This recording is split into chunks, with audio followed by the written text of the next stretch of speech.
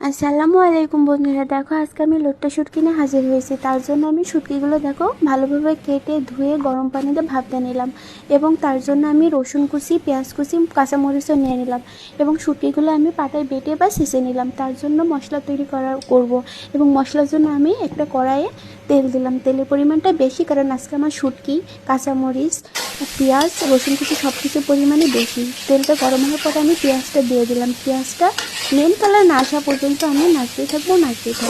তারপরে দেখো আমি তার সাথে গুঁড়ামরিচ অ্যাড করে দিলাম। গুঁড়ামরিচের পরিমাণ অনেকটা বেশি, কারণ আমাদের বাসায় সবাই শুটকির সাথে ঝালটা একটু বেশিই পছন্দ করে, আর আমাদের বাসায় সবাই শুটকি পছন্দ করে। দেখো গুঁড়ামরিচটা দেওয়ার পরে নাড়াচাড়া করে আমি তারপরে আমি রসুন কুচি দিয়ে দিলাম।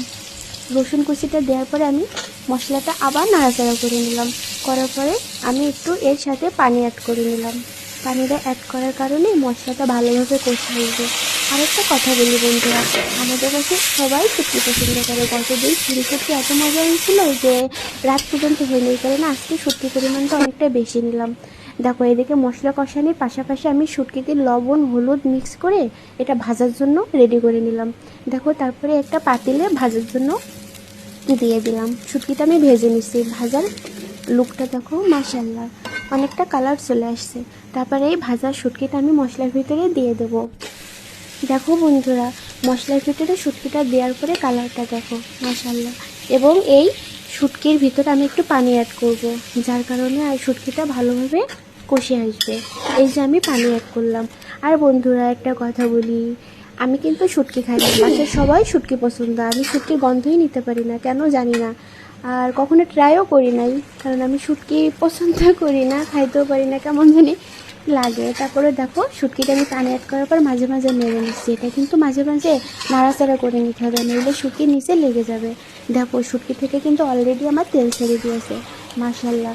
দেখো বন্ধুরা, শুটকি হওয়ার আগ মুহূর্তে আমি এতে কিছু কাঁচামরিচ অ্যাড করে দেবো।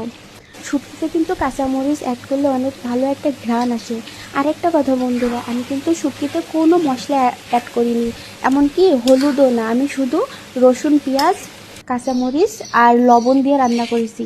এই দেখো বন্ধুরা আমার শুটকির ফাইনাল লুক। শুটকি রান্না করতে সহজ, কিন্তু প্রসেসটা অনেক একটু পরিশ্রম করতে হয়। অনেক পরিশ্রমের পরে এই যে আমার ফাইনাল লুকটা চলে এসেছে শুটকির। দেখো বন্ধুরা, মাশাআল্লাহ, দেখে কত সুস্বাদু মজাদার লাগছে না? ইয়ামি ইয়ামি লাগছে। সবাই আমাদের জন্য দোয়া করবেন। আল্লাহ হাফেজ।